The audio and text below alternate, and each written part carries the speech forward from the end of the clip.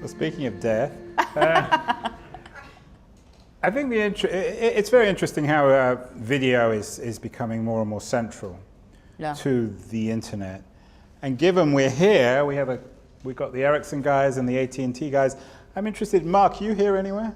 Mark, do you want to say something about the role of the internet, the role of video on the internet? I mean, you always hear these statistics, 60%, 50%.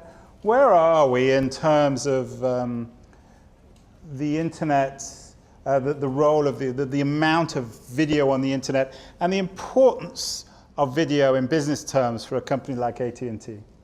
Well, it's an amazing growth pattern for video on our network, and frankly, I'm humbled by the creativity in the room and Tiffany's work. And we tend to lose the connection between that and the network and the technology quite often. If I look at the video traffic on our network, we're expecting it to grow 60% annually over the next 3 years. Wow. Not just data traffic, but video to be 75% of our total network traffic by 2017. That's an amazing statistic, and if we don't acknowledge and address the trends that artists like Tiffany are taking forward, it's going to be a brave new world for sure. And how does that break down? I mean, in terms of YouTube and Netflix, is it mainly the aggregators? Well, the amazing thing is the trend from unicast video to multicast, right? So from a world where everybody would watch the same thing at the same time every Thursday night to everybody watching whatever they want, whenever they want. And that implies a fundamental re-architecture of the way we do business. What's changed? I mean, you're one of the few people, I think, who's actually making money, making movies on the internet. Is that fair? I think that's fair. How does that work? I believe money is everywhere. I really do.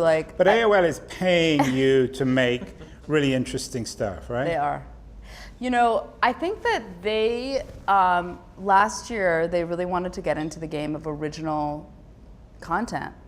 And obviously we saw how well Netflix did. And they called me out of the blue. And I was happily working on this film series, funded, not needing any money.